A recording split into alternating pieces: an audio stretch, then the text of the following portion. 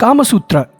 जब भी हम यह शब्द सुनते हैं तो हमें एक अलग ही दुनिया का या एक एडल्ट वर्ल्ड का विचार हमारे दिमाग में उभरता है। कामसूत्र केवल सेक्स के बारे में ही नहीं बल्कि रहन सहन के बारे में भी और जीवन के सभी पहलुओं के बारे में मार्गदर्शन कराता है। कामसूत्र का जन्म यूं तो भारत से ही माना जाता है और कामसूत्र से लेकर कई सारी कहानियां हैं जो हमें सुनने को भी मिलती हैं।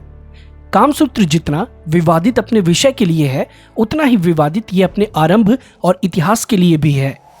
कहा जाता है कि जब भगवान ने सृष्टि का निर्माण कर स्त्रियों और पुरुषों को बनाया तो उन्होंने जीवन के 4 आयामों के बारे में बताया और ये जो 4 आयाम थे वो थे धर्म, अर्थ, काम और मोक्ष, और इन्हीं को कामसूत्र के अंदर डाला गया। चूंकि पहले 3 कार्य दैनिक जीवन से जुड़े थे इसलिए भगवान के 3 भक्तों ने इन 3 नियमों को अलग अलग लिखा और धर्म की बातें लिखी मनु ने, अर्थ की बातें लिखी बृहस्पति ने और काम की बातें लिखी नंदिकेश्वर ने। नंदिकेश्वर की किताब को काम का सूत्र यानी कामसूत्र कहा गया। कहा जाता है कि कामसूत्र तकरीबन 1000 भागों में विभाजित थी, इसीलिए इसका संपादन करने के लिए इसे छोटे छोटे भागों में डिवाइड किया गया यानी कि बांटा गया। और ऋषिकेतु महर्षि जो उदालक के पुत्र थे उन्होंने यह कार्य किया था कि कामसूत्र को उन्होंने 1000 भागों से छोटे छोटे भागों में बांटने का काम किया, मगर ऋषिकेतु की कामसूत्र भी बहुत बड़ी थी। महर्षि के कामसूत्र ने न केवल दाम्पत्य जीवन का श्रृंगार किया, वर्ण कला, शिल्प कला एवं साहित्य को भी उन्होंने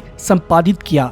राजस्थान की दुर्लभ यौन चित्रकारी तथा खजुराहो के कोणार्क आदि की जीवंत शिल्प कला भी कामसूत्र से अनुप्राणित है। और वो 7 भाग जिन्हें इनमें बांटा गया था वो थे साधारण, सांप्रयोगिक, कन्या सांप्रसुक्तक, भर्याधिकारिका, पारदारिका, वैशिका, उपनिषादिका। और 7 भागों में आपको अलग अलग चीजों के बारे में पढ़ने को मिलेगा, जिसमें सिर्फ प्रेम या शारीरिक संबंध के बारे में नहीं बल्कि पति पत्नी के संबंध, शादी के बाद के संबंध, अगर किसी को रिझाना है या आकर्षित करना है या आपको जीवन अपना किस तरीके से चलाना है, इसमें सारी महत्वपूर्ण जानकारियों का समावेश था। वात्सायन का समय आते आते कामसूत्र कई बार संपादित हो चुकी है।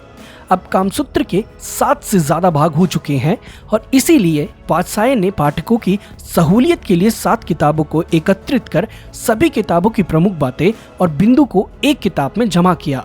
इसी किताब को हम आज कामसूत्र के नाम से जानते हैं।